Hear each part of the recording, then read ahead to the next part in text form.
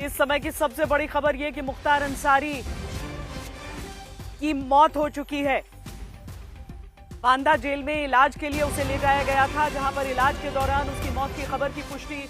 हो रही है। मुख्तार अंसारी आज रोजा खोलते समय बताया गया था तबीयत खराब हुई, दिल का दौरा पड़ने की बात हुई, हालत नाजुक बताई गई। बांदा के अस्पताल में ले जाया गया और वहां पर मौत हो चुकी है इलाज के दौरान मुख्तार अंसारी की। पता नहीं इसकी मौत का कारण क्या है, ये तो मेडिकल एग्जामिनेशन ही बता पाएगा, टीम ऑफ डॉक्टर्स ही कर पाएंगे। लेकिन हमें दुख भी है कि एक व्यक्ति का निधन हुआ है, but at the same time एक माफिया डॉन के रूप में जो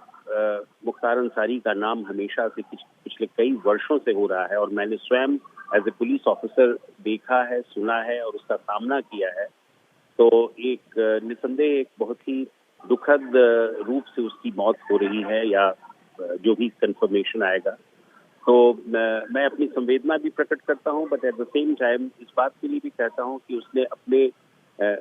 अपने समय में माफिया के रूप में, एक डॉन के रूप में उसने काम किया और जिस प्रकार का पूर्वी उत्तर प्रदेश का इलाका था, चाहे वो मऊ हो, आजमगढ़ हो, गाजीपुर हो, जौनपुर हो, बनारस हो, इन सबों में उसकी छत्र छाया में क्रिमिनलिटी जो है पनप रही थी। और मैंने स्वयं देखा है कि किस प्रकार उसे पंजाब में कई महीनों तक रखा गया और हम लोगों ने कई बार प्रयास किया कि उसे पंजाब से उत्तर प्रदेश लाया जाए, क्योंकि उत्तर प्रदेश में उसका ट्रायल होना था। हमने मुख्य सचिव को पत्र लिखा था, डीजीपी को पत्र लिखा था और अंततोगत्वा उत्तर प्रदेश पुलिस को ये सफलता मिली कि वहां से उसे लाया गया और उसका ट्रायल चला। अभी हाल ही में उसका कन्विक्शन भी। तो एक तरह से एक माफिया के रूप में मुख्तार अंसारी का इस प्रकार का एक जो कार्यकाल रहा और एक इस प्रकार का जो जीवन काल रहा, जीवन की शैली रही, पिछले कुछ समय में हमने देखा है कि कोई इस तरह की चीज होती है, उसके बाद ये खतरा रहता है, डर रहता है कि कहीं किसी तरीके से जो सामाजिक ताना बाना है उस पर असर न पड़े, किसी तरीके से हिंसा न भड़के, तो उस पर नियंत्रण किया जाता है। आज भी जब मुख्तार अंसारी की मौत की खबर सामने आ रही है, तब अलग अलग कई जिलों में सुरक्षा व्यवस्था को बढ़ाया जा रहा है। क्या एक तो लोकसभा चुनाव चूंकि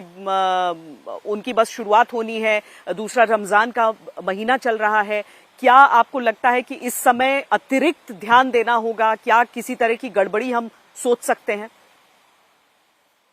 देखिए, पुलिस प्रशासन जो है हमेशा चैतन्य रहती है और हमेशा वो सतर्क रहती है और जैसा मैंने सुना है कि उत्तर प्रदेश के डीजीपी ने इस प्रकार के अलर्ट्स भेजे हैं उन जगहों पर, उन क्षेत्रों में, उन जिलों जनपदों में,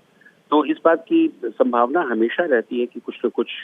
हो सकता है। बट मैं नहीं समझता कि किसी भी प्रकार की आशंका होगी, किसी प्रकार की भी गड़बड़ी होगी, क्योंकि लोगों ने इस बात को एक्सेप्ट कर लिया है कि उसने जो है डॉन के रूप में बहुत सारी क्रिमिनल एक्टिविटीज की हैं और आज जबकि उसकी मौत स्वाभाविक रूप से हो रही है, उसकी बीमारी के कारण हो रही है या हार्ट अटैक के कारण, जो भी उसका वजह हो, मैं नहीं समझता कि कोई गड़बड़ी होगी। और अगर गड़बड़ी होगी भी तो उत्तर प्रदेश पुलिस सक्षम है इस बात को डील करने के लिए और सभी जगहों को अलर्ट कर दिया गया है, सारे पुलिस कर्मियों को बता दिया गया है और इन सभी जिलों में, चाहे वो आजमगढ़ हो, मऊ हो, गाजीपुर हो, जौनपुर हो, वाराणसी हो, सब जगहों पर इस बात को अलर्ट कर दिया गया है। तो मुझे कोई आशंका इस प्रकार की नहीं लगती है कि कोई इसका रिपरकशंस होगा, लेकिन पुलिस का ये दायित्व बनता है कि वो अलर्ट रहे, चौकन्ने रहे और सभी जितने भी पहलू हैं इसके उन सबों पर ध्यान दें। बहुत शुक्रिया ओपी सिंह जी, हमसे बातचीत करने के लिए। उत्तर प्रदेश के पूर्व डीजीपी हमसे बातचीत कर रहे थे।